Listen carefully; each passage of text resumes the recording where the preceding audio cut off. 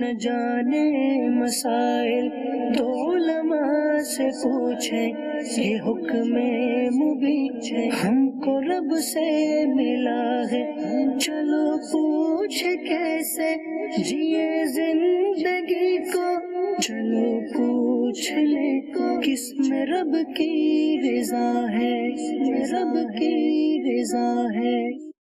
الحمدللہ رب العالمین والصلاة والسلام علی سید المرسلین، اما بعد فاعوذ باللہ من الشیطان الرجیم، بسم اللہ الرحمن الرحیم۔ الصلاة والسلام علیک یا رسول اللہ، الصلاة والسلام علیک یا حبیب اللہ، الصلاة والسلام علیک یا نبی اللہ، وعلی آلک واصحابک یا نور اللہ۔ پیارے اور محترم اسلامی بھائیوں، سلسلہ ہے دارالافتاء اہل سنت، اور ہمارے ساتھ الحمدللہ مفتی جمیل مدنی صاحب تشریف فرما ہیں۔ آپ دارالافتاء اہل سنت فیض مدینہ مسجد نارتھ کراچی میں، وہاں الحمدللہ عز و جل دارالافتاء اہل سنت کی شاخ موجود ہے، اور صبح 11 بجے سے شام 5 بجے تک مفتی صاحب وہاں تشریف فرما ہوتے ہیں۔ تو اس علاقے کے رہنے والے، اس کے مضافات کے، سرجانی ٹاؤن اور جو بھی قریب کے علاقے پڑتے ہیں، نیو کراچی، ان سب کے لیے یہ قریبی دارالافتاء اہل سنت کہلاتا ہے، اور بہت سارے مسلمان الحمدللہ یہاں حاضر بھی ہوتے ہیں، اپنے مسائل پوچھتے بھی ہیں۔ تو جن کو معلوم نہیں تھا تو ان کے سامنے بھی یہ بات آ گئی ہے کہ دارالافتاء اہل سنت کی شاخ نارتھ کراچی میں بھی موجود ہے۔ تو جس کو بھی کوئی دینی مسئلہ پوچھنا ہو، طلاق سے متعلق، وراثت سے متعلق، اپنے کاروبار سے متعلق، یا کسی عبادت سے متعلق آپ پوچھنا چاہیں تو آپ دارالافتاء اہل سنت تشریف لے آئیے، انشاءاللہ حتی الامکان آپ کی رہنمائی کی جائے گی۔ جمعہ کے دن تعطیل ہوتی ہے، چھٹی ہوتی ہے۔ جمعہ کے علاوہ جتنے بھی ایام ہوتے ہیں الحمدللہ 11 بجے سے 5 بجے تک یہ دارالافتاء اہل سنت کھلا رہتا ہے۔ درود پاک کی فضیلت سنتے ہیں۔ شیخ طریقت امیر اہل سنت دامت برکاتہم العالیہ ضیاء درود و سلام اس کے صفحہ نمبر 6 پر حدیث پاک نقل فرماتے ہیں۔ آپ کی یہ کتاب ہے کہ اے لوگو، بے شک بروز قیامت اس کی دہشتوں یعنی گھبراہٹوں اور حساب کتاب سے جل نجات پانے والا شخص وہ ہوگا جس نے تم میں سے مجھ پر دنیا کے اندر بکثرت درود شریف پڑھے ہوں گے۔ صلو علی الحبیب صلی اللہ تعالی علی محمد صلی اللہ تعالی علیہ وسلم۔ جی پہلی کال سلسلے میں شامل کرتے ہیں۔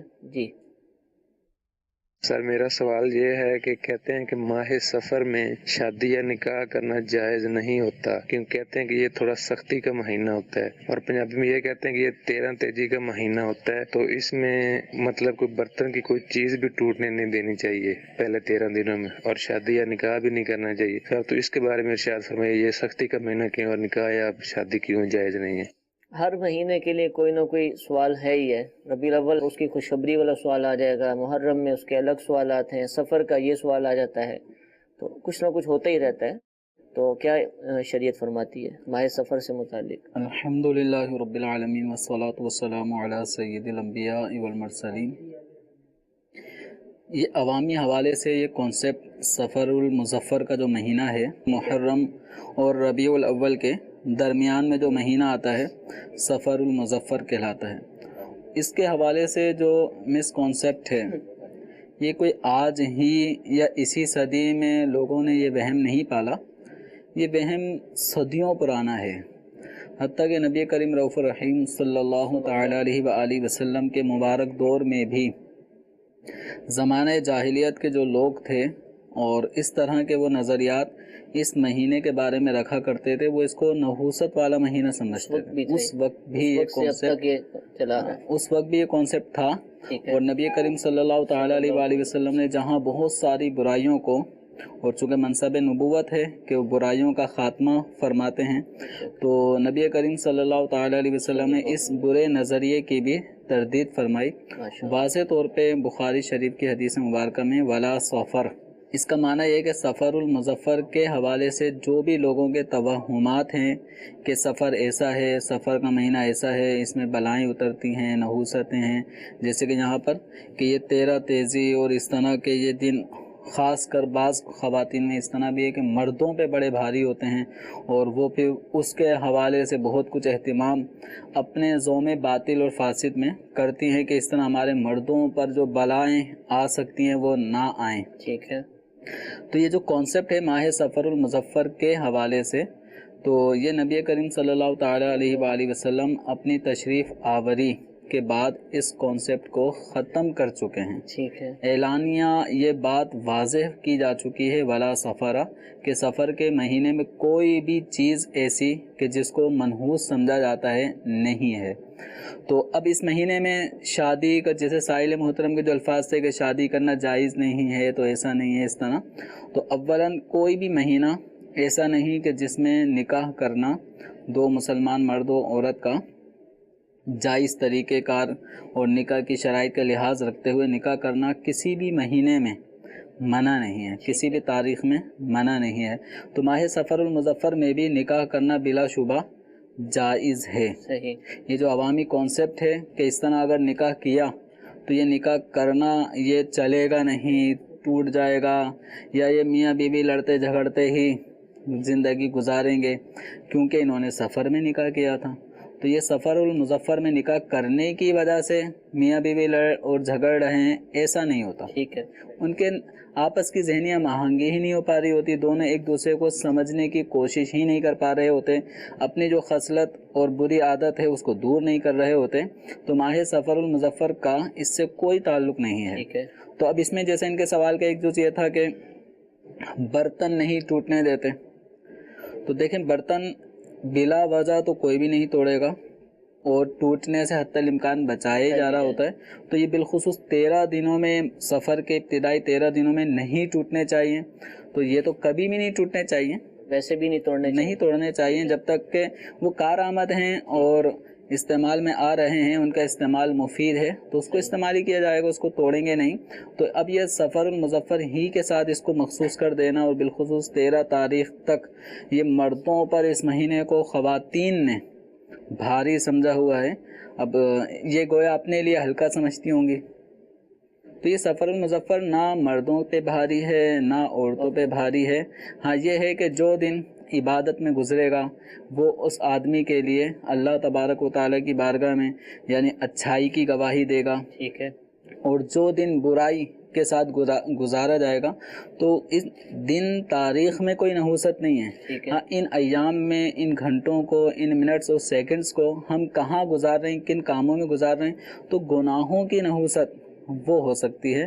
لیکن مہینہ اس میں ذرہ برابر بھی کوئی لمحہ ایسا نہیں ہے کہ جو نحوست سے جس کو تعبیر کیا جا سکتا. اچھا اس میں پھر آج میں کہیں پڑھ رہا تھا، میرے علم میں پہلے تو کبھی نہیں آیا لیکن اس دفعہ آیا کہ سفر میں تعمیرات کے حوالے سے بھی کوئی لوگوں کے ذہنوں میں خدشات ہوتے ہیں. اس مہینے میں تعمیر نہیں کرنا چاہے، مکان یعنی کوئی بھی ایسا کام جو اس میں عوام کی ذہن میں، کوئی بھی ایسا کام جو آپ شروع کرنا چاہتے ہیں، کسی چیز کی بنیاد رکھنا چاہتے ہیں، جیسے اس پورے سفر المظفر میں جو عوامی کانسیپٹ ہے وہ غلط ہے. وہ اس میں منگنی نہیں کریں گے. اچھا. اس میں رشتہ دیکھنے نہیں جائیں گے. یہ بھی ہے، یعنی لڑکی پسند آ گئی ہے لیکن یہ مہینہ چونکہ شروع ہو گیا، سفر کو یوں سمجھے کہ منحوس قرار دی، اور اب سارے کام طور پہ نہ تعمیر ہوگی نہ کوئی نیا کام شروع کریں گے، نہ کچھ ایسا کریں گے، نہ شادی کی تاریخ جیسے ڈلنا ہوتی ہے، جیسے 15-20 دن کچھ دن پہلے تاریخیں شادی کی ہوتی ہیں کہ بھئی اناؤنس ہو جاتی ہے کہ اس دن بارات اور یہ ہوگا. تو یہ بھی سفر میں لوگ کرنے سے بچ رہے ہوتے ہیں. اچھا اس مہینے میں کچھ کام کیا اور خدا نخواستہ وہ خراب ہو ہی گیا، تعمیر کی تو گر گئی، نکاح کیا تو وہ ٹوٹ گیا، منگنی کی تو ٹوٹ گئی، تو اب ذہن کو کیسے منائیں، کیا کریں؟ حالانکہ کسی اور مہینے میں بھی سارے کام ہو سکتے ہیں، بالکل، لیکن اب یہ ایک چیز آ گئی ہے تو ایسی صورت میں کریں کیا؟ مسلمان کو چاہیے کہ ان چیزوں سے نکل کر، یہ جو کوئی چیز نقصان ہو جاتی ہے، کسی کا انتقال ہو جاتا ہے، کاروبار نقصان کی طرف چلا گیا، تو ان معاملات پر بجائے اس کے کہ کسی دن تاریخ کو ٹارگٹ کرے، ٹھیک ہے، اس کو چاہیے کہ اس پہ غور کرے کہ ٹھیکے دار ہی ایسا تھا جس نے ناقص مٹیریل لگایا ہے. ٹھیک ہے. ایسے بہت ساری تعمیرات ہیں کہ جس پہ لاکھوں روپے خرچ ہو گئے لیکن ٹھیکیداروں نے اس میں 2 نمبری کی اور مال مٹیریل وغیرہ میں ناقص چیزیں لگا دیں، اور وہ دیکھتے ہی دیکھتے چند سالوں کی وہ عمارت مہمان ہوتی ہے، اس کے بعد زمین بوس ہو جاتی ہے یا نقصان ہو جاتا ہے۔ تو اس طرح جو اسباب ہیں ان پہ غور کریں، نہ کہ دن یا مہینہ یا فلاں آدمی چونکہ یہ نظر آ گیا تھا صبح صبح اس لیے میں نے جو اب ڈیل کی وہ سب نحوست کی شکار کے زد میں آ گئی۔ تو اس طرح کے کانسیپٹ سے ہمیں اپنے آپ کو نکالنا ضروری ہے۔ ٹھیک ہے، اسی طرح خواتین جو شادیوں کے حوالے سے ہے، ایک عجیب ایک توہمات کی ایک الگ ہی دنیا لوگوں نے بسائی ہوئی ہے اور وہ ان سے نکلنا نہیں چاہ رہے۔ جیسے مثال کے طور پہ بعض لوگوں میں یہ بھی ایک وہم پرستی ان میں پائی جاتی ہے، وہمی قسم کے لوگ ہیں۔ جب بارات ہو گئی، لوگ آئے، کھانا پینا کر کے چلے گئے، رخصتی ہو گئی، اب لڑکی کو ڈائریکٹ یعنی دلہن کو ڈائریکٹ دولہے کے گھر لے کے نہیں جائیں گے۔ نہیں، سفر کے مہینے کے حوالے سے سفر نہیں، یہ مطلق نہیں، وہم، ٹھیک ہے، وہم کی ایک مثال دے رہا ہوں۔ بعض لوگوں میں ایسا بعض لوگوں میں ایسا ہے کہ اب وہ دلہن ڈائریکٹ رخصت ہو کر حال سے یا لڑکی کے اپنے گھر سے وہ ڈائریکٹ شوہر کے گھر میں نہیں آئے گی۔ اچھا، اب اس کو کسی نہ کسی عزیز اقارب کے گھر میں پہلے بھیجا جائے، پہلے بھیجیں گے، یعنی 2-4 جو بھی افراد تھے وہ پہلے کسی کے گھر میں لے کے جائیں گے، ٹھیک ہے، کچھ چائے پانی یا ویسے ہی بیٹھ کے سانس وانس لے کے، اس کے بعد پھر یہ اس سے کیا ہوگا؟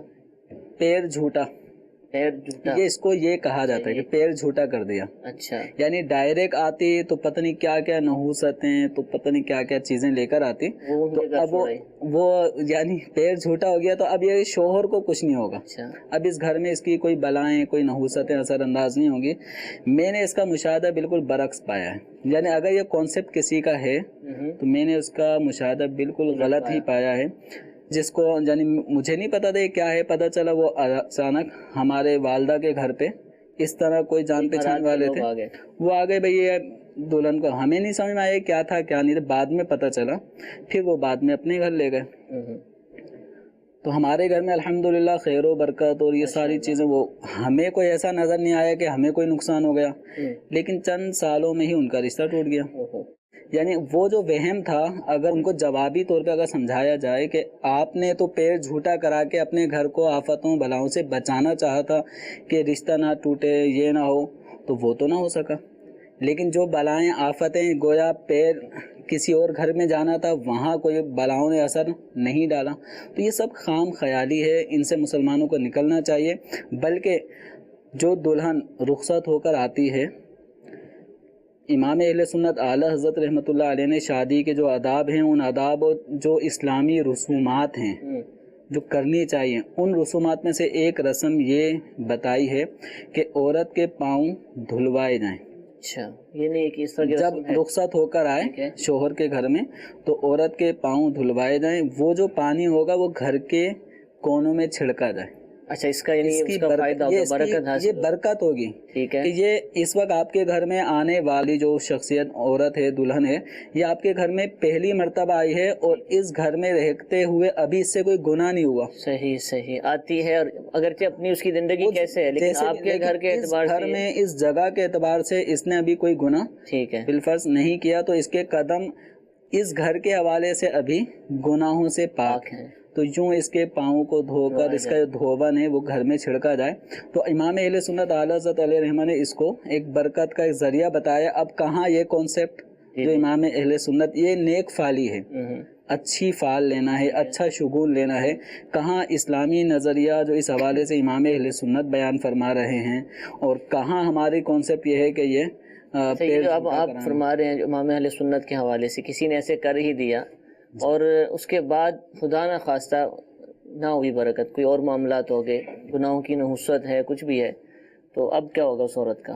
دیکھیں بڑے مسائل پیدا ہو جائیں گے کہ اس معاشرے میں کہ جہاں خام خواہی لوگ چیزیں پال لیتے ہیں، اور یہ کسی نے کیا اور پتہ چلا کہ اب اس کے چند دن بعد ہی یا کچھ ہی عرصے میں کچھ معاملات خراب ہو گئے، تو پھر الٹ بھی تو ہونے کا ایک اندیشہ ہے۔ دیکھیں یہ نیک شگون ہے، نیک فعلی ہے، کوئی حتمی یقینی کوئی ایسا نہیں ہے کہ یہ نکاح جس نے ایسا کیا تو نکاح قائم دائم ہی رہے گا، اصل یہ نیک فعلی ہے۔ اور طلاق ہو جانا یا کوئی ایسا معاملہ ہو جانا اس کو اس سے ان چیزوں سے کوئی تعلق نہیں ہوتا۔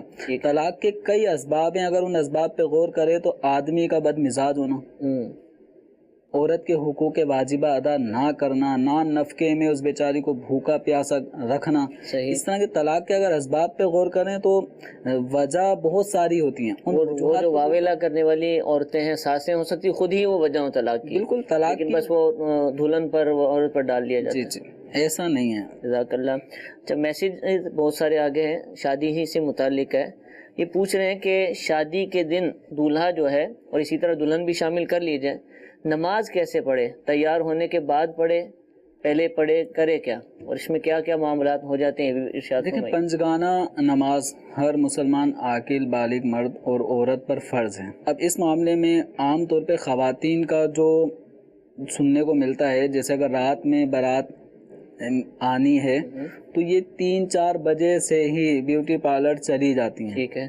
اب اس میں عصر کی نماز بھی آئے گی، ظہر ہو سکتا ہے پڑھی نہیں پڑھی، ظہر ہے، عصر ہے، مغرب ہے، عشاء ہے، تو اتنی یہ 3-3 4-4 نمازوں کا معاملہ ہے، تو یہ میک اپ کرنا جائز، میک اپ کرنا جائز ہے، لیکن یہ نمازوں سے رکاوٹ نہ ڈلے، نماز اپنی وقت پہ ادا کرتی ہے۔ 10,000 کا، 15,000 کا، 20,000 کا، اب وضو کیسے کریں؟ اس کو تو اتارنا پڑے گا، تو وضو تو کرنا ہوگا، تیمم کی یہاں پہ اجازت نہیں ہوگی، وضو کیا کرنا ہے، وضو کرنے پہ قدرت ہے، استطاعت ہے، تو وضو ہی کرنا ہوگا۔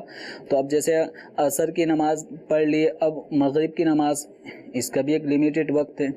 عشاء کا معاملہ تو ہم یہ کہہ سکتے ہیں کہ عشاء کی نماز کب فجر کی نماز تک وقت ہے، تو ممکن ہے کہ بارات ختم ہونے کے بعد، گھر پہنچنے کے بعد آرام سے عشاء کی نماز پڑھی جا سکتی ہے، یہ خواتین کے حوالے سے۔ اور جہاں تک مرد کا معاملہ ہے تو مرد کو تو نماز بھی وقت پہ ادا کرنی ہے اور ساتھ میں جماعت کا بھی اہتمام کرنا ہے، تو بلا عذر شرعی مرد جماعت ترک کرے گا گناہ گار ہوگا، واجب کا ترک کرنے کی وجہ سے آدمی گناہ گار ہوتا ہے۔ تو اس حوالے سے مرد ہو یا عورت ہو یا باراتی ہو یا کوئی بھی ایسے مسلمان جو اس میں شرکت کر رہا ہے، یا کوئی شادی نہیں ہے تب بھی نمازیں تو فرض ہیں، کوئی مریض ہے تو مریض پہ بھی نمازیں فرض ہیں، کوئی خوشی کے لمحوں میں ہے اس پہ بھی نمازیں فرض ہے، غمی کی کیفیت کسی پہ طاری ہو گئی، کسی کے ہاں میت ہو گئی، تو اس موقع پر اس غمی کی کیفیت میں بھی نمازیں نہیں چھوڑی جائیں گی، اور کوئی عذر نہ ہو تو جماعت کے ساتھ ہی نماز مرد ادا کرے گا۔ ٹھیک ہے، ٹھیک ہے۔ اچھا، پڑھنے کا ذہن اور پڑھی بھی جا رہی ہے اور میک اپ کر لیا ہوا ہے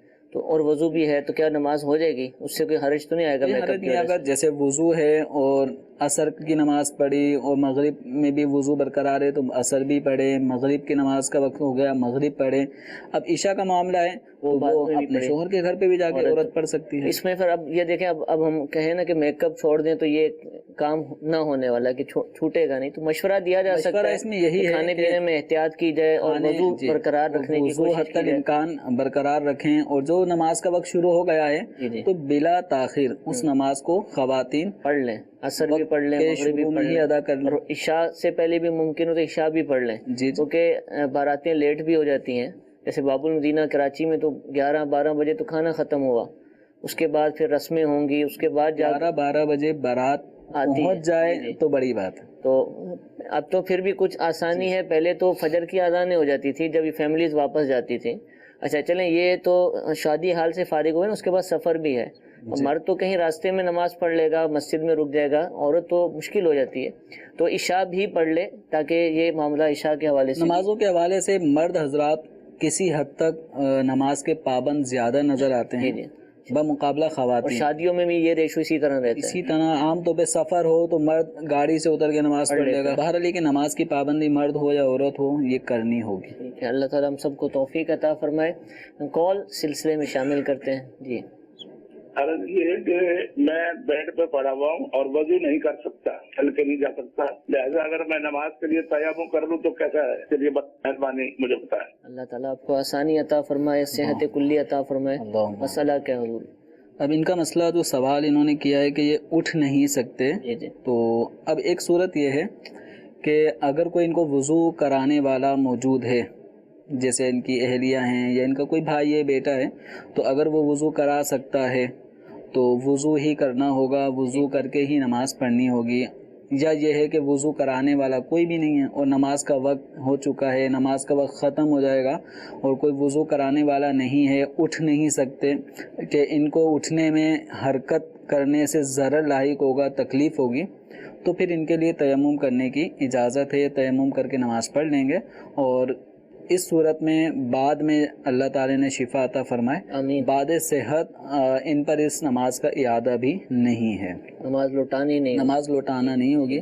جو نماز اس طرح تیمم کر کے پڑھیں گے تو وہ نمازیں ادا بھی ہو جائیں گی.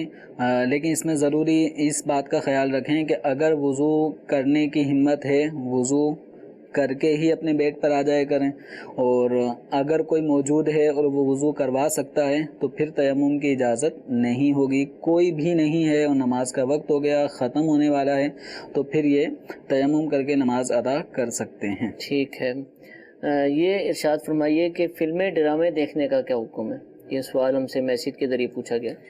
یہ سائل محترم اس حوالے سے سمجھتے ہی ہوں گے کہ فلمیں ڈرامے جو کچھ ہیں اس میں غیر شرعی معاملات بالکل واضح ہیں. مدنی چینل جیسا تو وہاں معاملہ ہے نہیں کہ جس میں 100% شرعی احکامات کی پاسداری کرتے ہوئے شرعی احکام بیان کیے جا رہے ہوتے ہیں.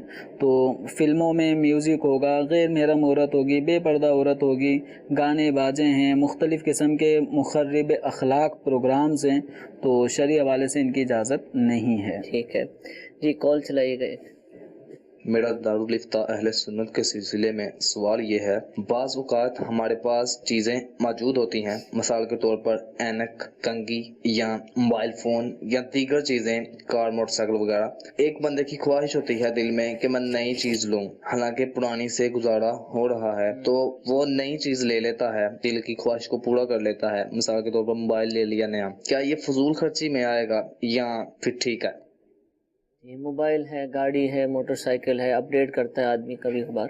بعض چیزوں میں یہ ہوتا ہے کہ ایک چیز استعمال کر رہا ہے, کرتے کرتے اس چیز میں استعمال میں یوز کرتے کرتے اس کے فنکشن میں اس چیز میں کچھ خرابی آ رہی ہوتی ہے, اور بعد والی جو چیز ہے وہ لیٹسٹ ہے, آسان ہے اور اس میں فوائد زیادہ ہیں. جب اس کو مزید رکھے گا تو پرانا ہونے کی وجہ سے اس کی مارکیٹ گر جائے گی, ریٹ گر جائے گا, بعد میں کچھ بھی نہیں ملے گا. تو اس لیے اس کو یعنی بیچنے کی کوئی خاص وجہ ہو تو اس میں کوئی مذائقہ نہیں ہے کہ اگلی چیز جو ہے وہ زیادہ فائدہ مند ہے, کمفرٹیبل ہے اور اس میں بہت ساری آسانیاں ہو سکتی ہیں. تو اب اگر کوئی اپنی 50 بیچتا ہے اس لیے کہ میں کوئی اچھی 70 لے لوں گا, تو 50 میں افراد کتنے آتے ہیں؟ 50 وہ اسکوٹر ہے تو اس میں افراد کم آتے ہیں. ہر شہر میں 50 ہوتی نہیں ہے, باب المدینہ میں تو دکھائی دیتی ہے. تو ایک موٹر سائیکل جو بھی ہے تو 70 موٹر سائیکل ہے, تو کوئی بھی موٹر سائیکل وہ چلتے چلتے اس کی ایک میعاد ہوتی ہے اور اس کے بعد پھر ایک وہ تھک جاتی ہے. اب یہ ہے کہ وہ مزید آگے ہم چند سال اس کو گزاریں, اس میں خود آدمی چلا چلا کے بھی تاحٹ کا شکار ہو جاتا ہے. تو اگر چیز بدلنے کی حاجت اور ضرورت پڑ رہی ہے تو اس میں کوئی حرج نہیں ہے.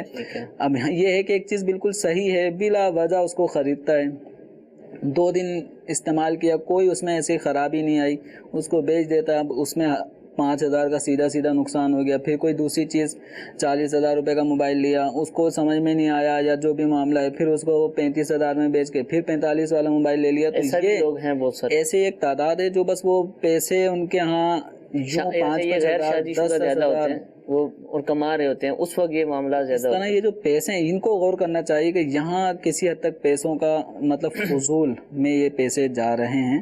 تو ایک ہی دفعہ آدمی پہلے تجربہ کر لے, کسی سے پوچھ لے کہ جو موبائل لینا چاہتا ہے, جو سب پتہ ہوتا ہے. یہ جو نا روزانہ ہر ہفتے موبائل چینج کرنے والے, ان کو تو سب سے زیادہ پتہ ہوتا ہے.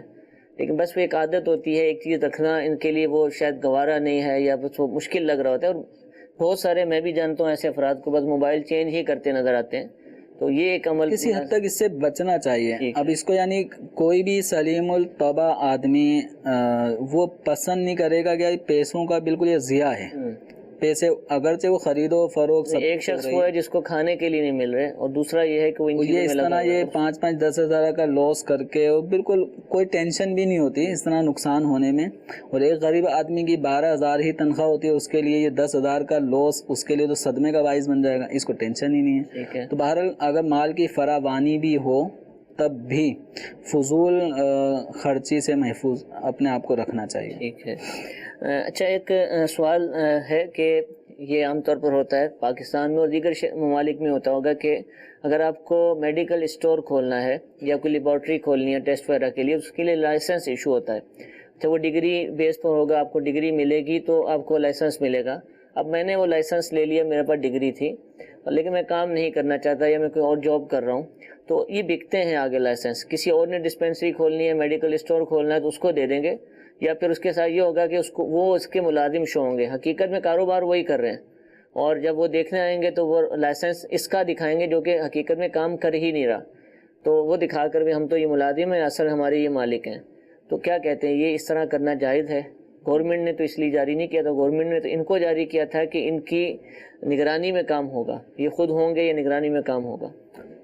جن معاملات میں لائسنس دیے جاتے ہیں اور لائسنس ہولڈر ہی وہ کام کر سکتا ہے قانونی اعتبار سے، اگر اس کی کوئی یعنی باقاعدہ پوچھ گچھ اور یہ مانیٹرنگ ہو رہی ہوتی ہے، تو اس معاملے میں جو یوں لائسنس بیچ دیتے ہیں یا اپنے لائسنس پہ کسی کو میڈیکل اسٹور کھولنے کی اجازت دے دیتے ہیں اور وہ پلٹ کے بھی نہیں دیکھ رہے، بس لگی بندی ایک رقم ہر مہینے آ رہی ہے، بس جب کبھی کوئی انویسٹیگیشن کے لیے آئے تو مجھے کال کر دینا، میں آ کے دکان پہ کھڑا ہو جاؤں گا. تو اس طرح یہ چل رہا ہوتا ہے، تو یہ دھوکہ ہے.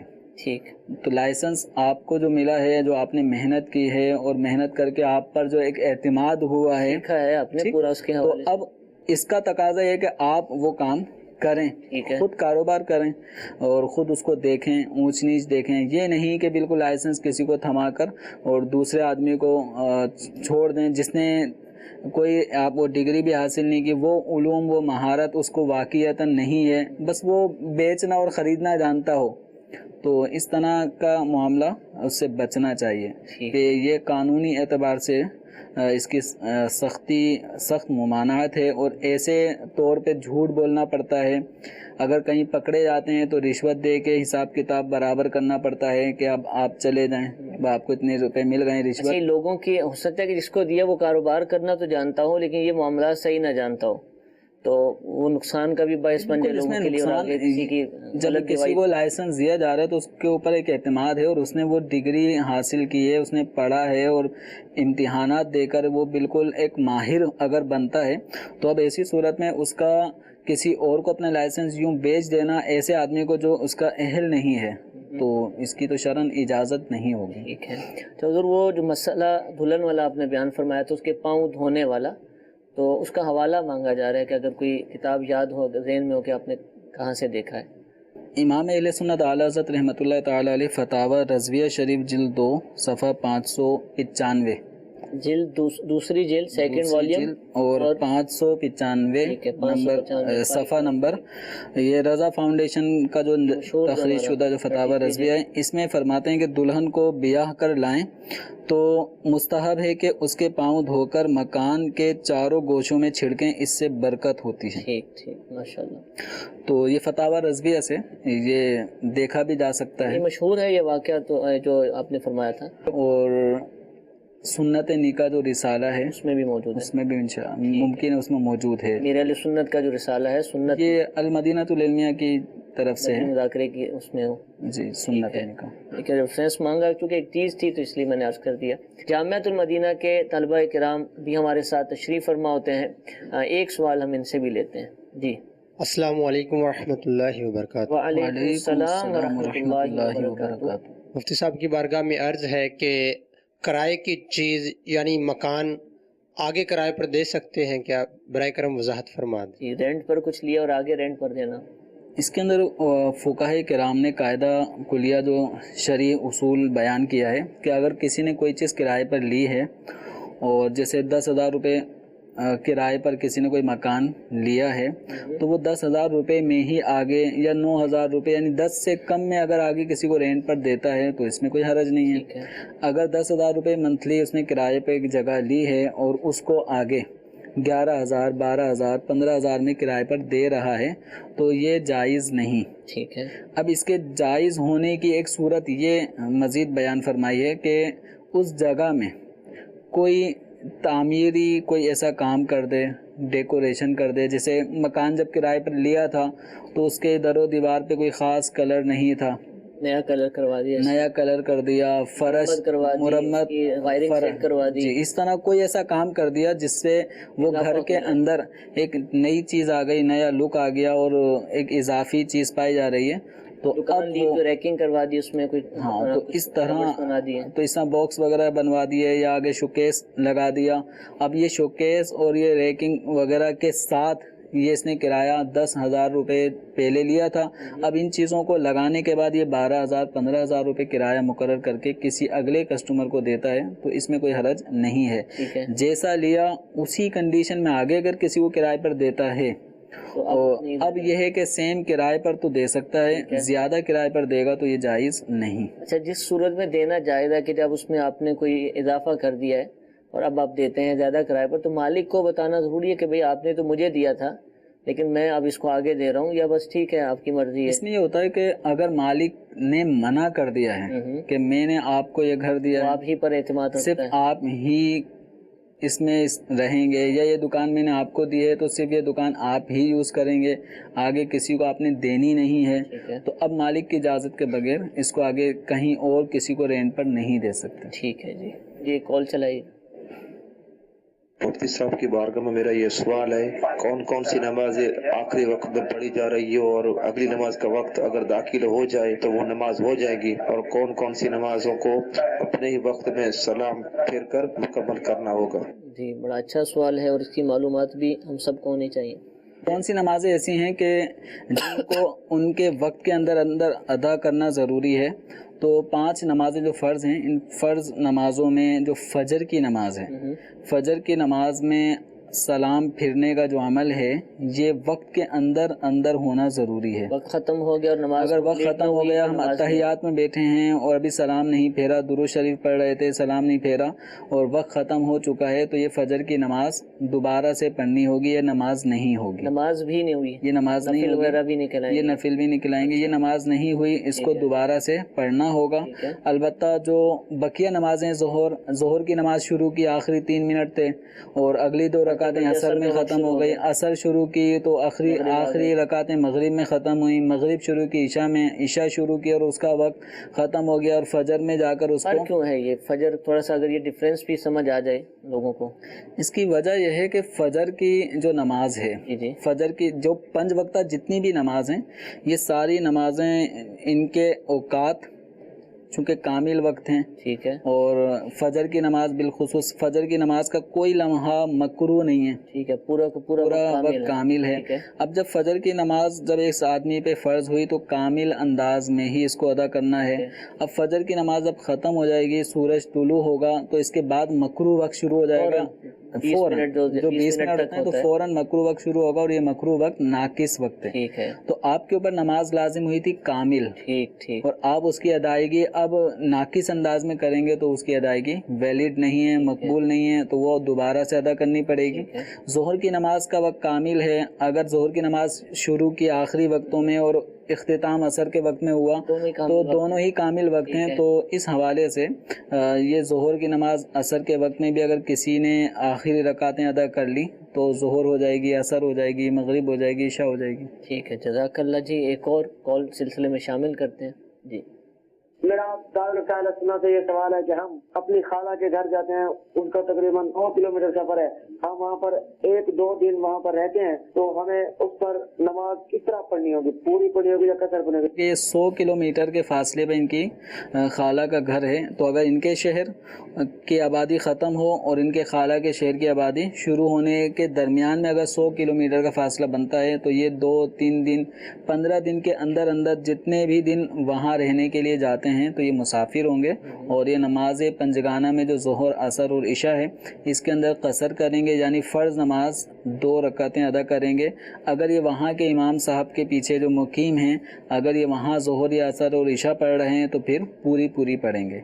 और अगर किसी वजह से जमात फोत हो गई तो ये ज़ोहर और असर और इशा के जो फ़र्ज़ हैं उनको पढ़ेंगे 2-2, बकिया जो सुन्नतें हैं वो पूरी 4 पढ़ी जाएंगी। ठीक है, जज़ाकल्लाह। अच्छा, कॉल तो हम वो ले लेते हैं जी। مفتی صاحب کی بارگاہ میں عرض ہے کہ کیا اپنے بڑے بھائی کو زکوٰۃ دے سکتے ہیں؟ جزاک اللہ خیرا۔ آمین۔ اگر بڑے بھائی سید نہ ہوں اور وہ مستحق زکوٰۃ ہوں تو ان کو زکوٰۃ دے سکتے ہیں۔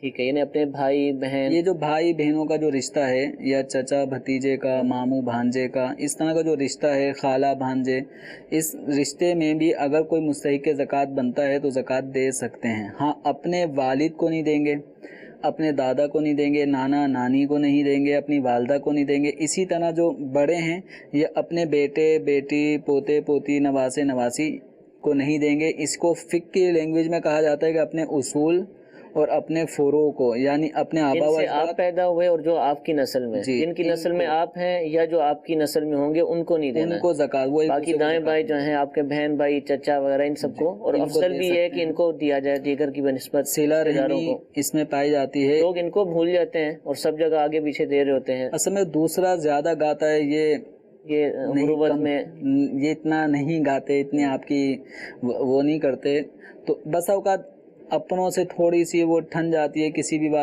بات پہ ناراضگی ہو جاتی ہے۔ بہن بالکل مشقت میں پڑ رہی ہے، اس کے گھر تنگی ہے، ہر طرح سے وہ بیچاری آزمائش میں ہے، اس کو زکوٰۃ نہیں، ٹھیک ہے، زکوٰۃ کہیں اور دے گا، اپنے سسرال میں جا کے کہیں کسی کو دے گا تاکہ سسرال میں اس کا نام ہو۔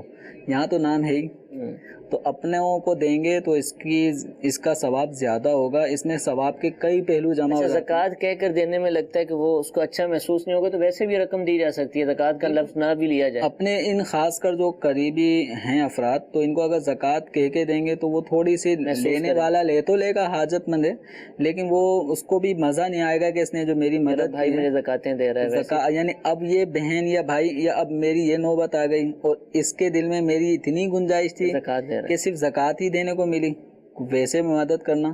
تو بہرحال صلہ رحمی کا تقاضا یہ ہے کہ زکوٰۃ کے علاوہ بھی اپنے دیگر مال سے اپنے رشتہ داروں کی ہمیں مدد کرنی چاہیے، بالخصوص اپنے جو بہن بھائی ہیں ان میں جو کمزور پوزیشن میں ہیں تو ان کی مدد کریں۔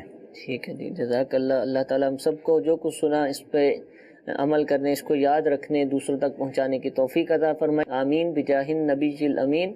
صلو علی الحبیب صلی اللہ تعالی علی محمد۔ نہ جانے مسائل تو علماء سے پوچھیں، یہ حکم مبین ہم کو رب سے ملا ہے، چلو پوچھ کیسے جیے زندگی کو، چلو پوچھ لے کس میں رب کی رضا ہے، رب کی رضا ہے۔